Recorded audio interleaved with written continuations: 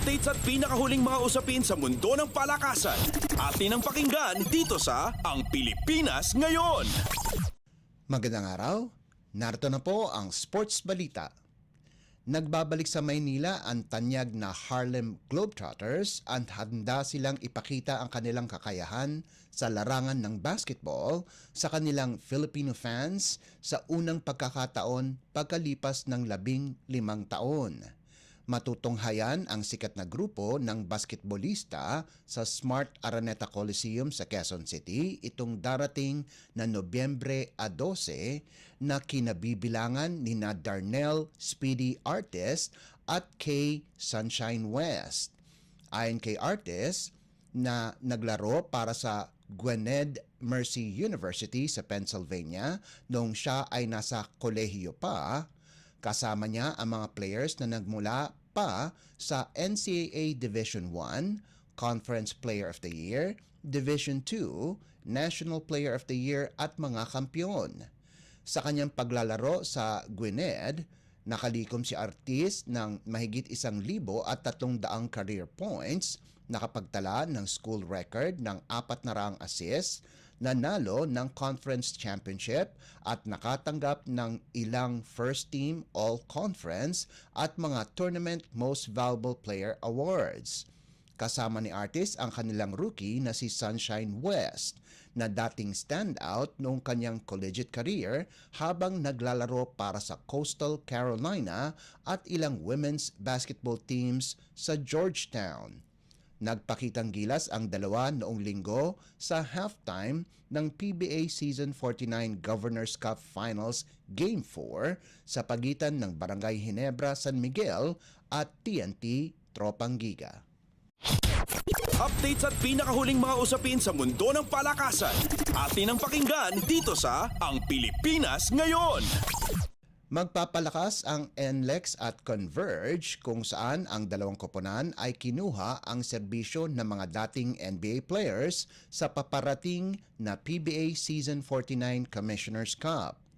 Inanunsyo ng Road Warriors na tinapik nila si Ed Davis bilang ikalawang import sa susunod na komperensya habang nagbabalik si Cheikh Diallo sa FiberXers.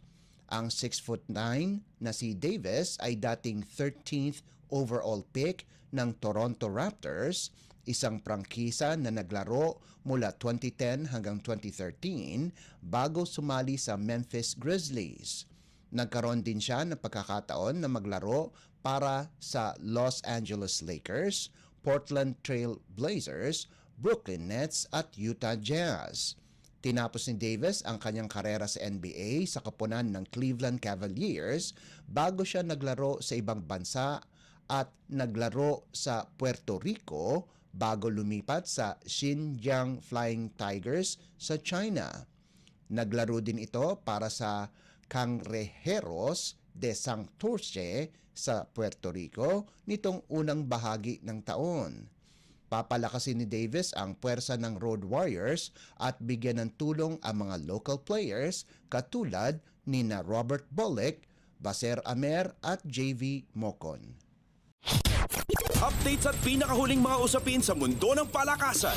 Atin ang pakinggan dito sa Ang Pilipinas Ngayon.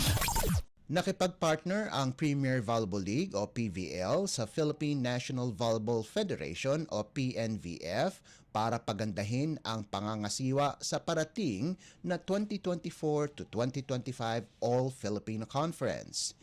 Inanunsyo ni PNVF President Ramon Tatsuzara na siya ring Asian Volleyball Confederation o AVC Chief, na si Yul Benosa, ang chairman ng Referees Commission ng PNVF, ang magiging referee delegate para sa PVL. Maglalagay din ng PVL ng mga international referees sa lahat ng mga laban at kapwa ang semifinals at finals ay foreign at neutral referees mula sa kalapit na bansa ang mangangasiwa. Sinabi ni Suzara na ito raw ay para matanggal ang pagkiling ng mga referee sa isang koponan. Ang pagkuha ng mga foreign referees ay sagot ng PVL sa kontrobersyal na laro sa pagitan ng PLDT at Akari noong 2024 Reinforced Conference Semifinals. Pagkatapos ng nakarang season, sinertipika ang PVL bilang kauna-unahan at kaisa-isang profesional na liga ng volleyball sa Pilipinas. Samantala, sinabi ni PVL Commissioner Sherwin Malonzo na kailangan dumaan pa sa draft ang veteranong setter na si Alohi Robbins Hardy pagkarang i-anunsyo ng Farm Fresh na maglalaro ito para sa kanila. Ayon kay Malonzo, hindi pa raw nakakapaglaro ang veteran setter sa kahit anumang koponan sa PVL mula 2021 hanggang 2024 kaya hindi pwedeng kunin ang kanyang serbisyo kahit nakapaglaro na ito para sa Signal na dati ay nasa ibang liga. Updates at pinakahuling mga usapin sa mundo ng palakasan. Atin ang pakinggan dito sa Ang Pilipinas Ngayon. At yan ang pinakahuling balita sa larangan ng palakasan. Para sa Radyo Pilipinas World Service, ito po si Leo Magpayo. Magandang araw. Updates at pinakahuling mga usapin sa mundo ng palakasan. Atin ang pakinggan dito sa Ang Pilipinas Ngayon.